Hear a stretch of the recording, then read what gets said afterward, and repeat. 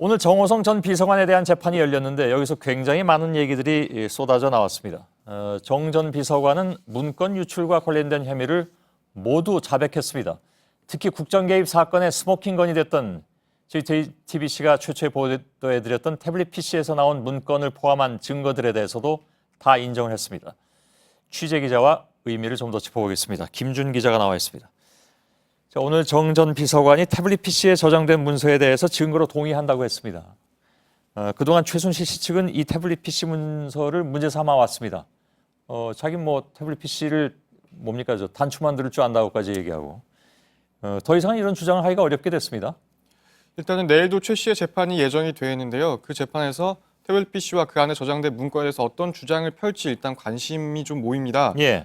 그렇지만 원래부터 태블릿 PC에 들어있던 문건들은 정 전 비서관의 공무상 비밀 누설 혐의에 입증을 위한 것이다라고 저희가 반복해서 말씀을 드렸지 않습니까? 예. 그런데 오늘 정 전 비서관이 증거로 동의를 했기 때문에 사실상 입수경이나 그 내용에 문제가 없다 이런 게 그런데 동의를 한 겁니다. 그렇기 때문에 당사자가 아닌 최 씨가 앞으로도 계속 태블릿 PC 안에 있는 문건을 다투긴 좀 어려워 보입니다. 예.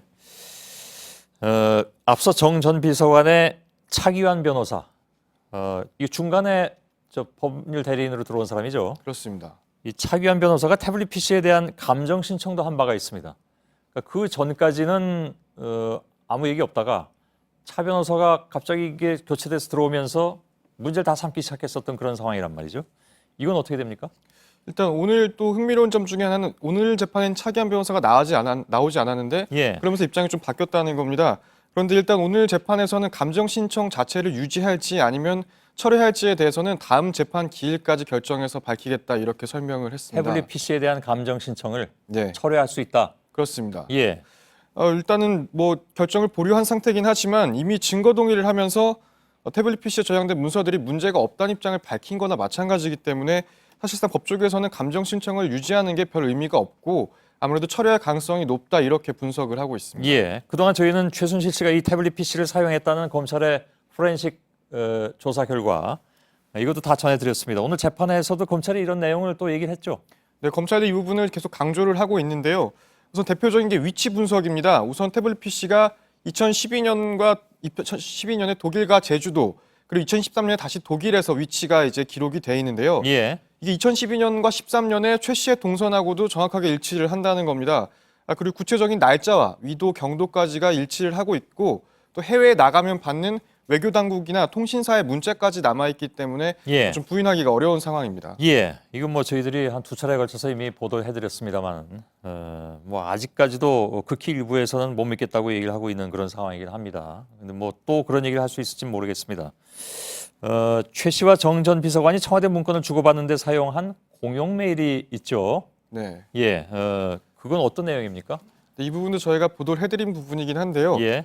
저희가 걸그룹 이름이나 아니면 설국열차 이런 정체를 알 수 없는 제목으로 위장한 공용 메일이 있었다 이렇게 보도를 해드렸습니다. 예. 그리고 이 메일엔 또 안춘정이라는 안봉근, 이춘상, 정호성 전 비서관의 이름을 표시한 부분도 발견이 됐는데요. 예. 이 공용 메일 계정이 JTBC가 이제 보도해드렸던 태블릿 PC에서 이제 접속한 기록이 확인이 됐고요. 예. 또 검찰이 태블릿 PC에서 나온 최 씨의 이른바 셀카 사진도 그 해당 기기에서 촬영한 것으로 확인을 했기 때문에 그런 사실 오늘 재판에서 밝히기도 했습니다. 예.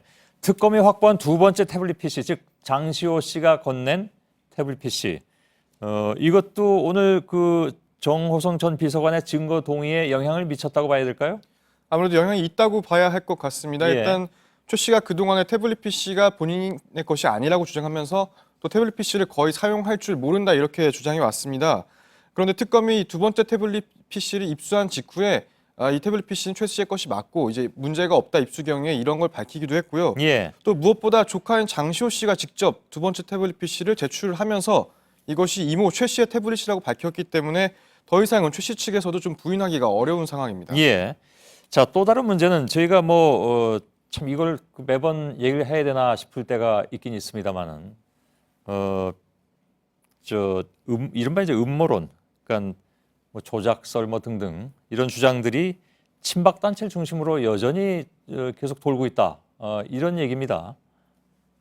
네, 저희가 조금 전에 음모론이라고 표현을 해주셨지만 사실 조작설 자체가 법리적으로나 논리적으로 그동안 뭐 어떤 근거가 있거나 타당한 주장이 아니었습니다. 예. 그렇기 때문에 뭐 오늘 재판에서 이렇게 나와서도 또 근거 없이 뭐 재판에서도 조작된 거다 이렇게 얘기를 할지도 모릅니다. 예. 그렇지만 오늘처럼 정호성 전 비서관이 이제 인정을 한 것도 어찌 보면 처음부터 당연한 결과였는데 예. 최소한 재판에서 이런 인정을 했기 때문에 앞으로는 이런 음모론이 좀 더 빛을 발할 가능성이 높고 설 곳이 더 적어질 것으로 예상이 됩니다. 예. 알겠습니다. 김준 기자였습니다.